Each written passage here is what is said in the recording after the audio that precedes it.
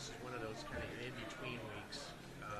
So how much are you looking at Pittsburgh right now, and how much are you just kind of in training camp mode? We're still in training camp mode. Given that this is our last day before we actually get into game planning and stuff like that, our focus is still on ourselves and how we can get better for what's coming this season.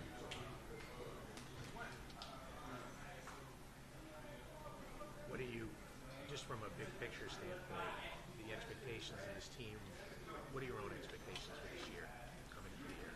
For our team? Yeah. Obviously, to be better than we were last year, that's always everybody's biggest thing and biggest point of improvement, just improving on the things that we didn't do well last year. So one of our biggest takeaways from last year that we weren't good at is penalties, pre and post snap. And then for myself, my team, just always finishing. I feel like last year, late up in the game, we didn't finish well in those 2-minute scenarios. So again, just doing what we had to do from the start of the whistle to the end of the whistle, from start of the game to the end of the game.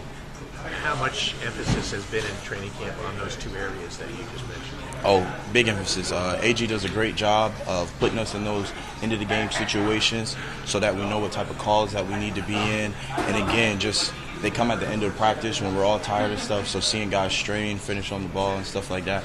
And as far as penalties, he always gets on us about penalties. Again, those pre-snap penalties have to stop. And again, that happens. It's just football. And then as far as the in-between the whistle penalties, like DPIs, again, that's a part of the game. Stuff's going to happen that way. It's just, can we minimize those? What is it, the player-led practice that you guys had? Like, when you're calling plays, like, how does that help you? Because you're essentially the quarterback. And for myself, I just try to take it as if Coach Wilkes was calling it. I'm watching practices from this past training camp, the OTAs, seeing what he's thinking in those periods. Again, building confidence in myself, so when we do go out there and perform, I'm already know what he's thinking. And again, I just feel like those player-led practices are just where we can come together as a team.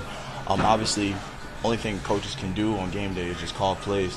It's about the players playing. So again, if we can get a feel for what he's thinking, we can just go out there and play that much faster. Do you think that's going to come in handy, especially in week one when you're facing a quarterback who we all know is, makes a lot of changes at the line of scrimmage, and you're not going to have the offensive coordinator in your ear telling you what to do? It's going to come alive, the whole week, all 17 games. Again, the point of emphasis of those player-led practices are just us building that chemistry with each other, us building trust within each other, because, again, we're the ones that step in between those white lines, and at the end of the day, no call is going to bail us out. It's about those 11 cleats in the ground, getting set, and just playing ball.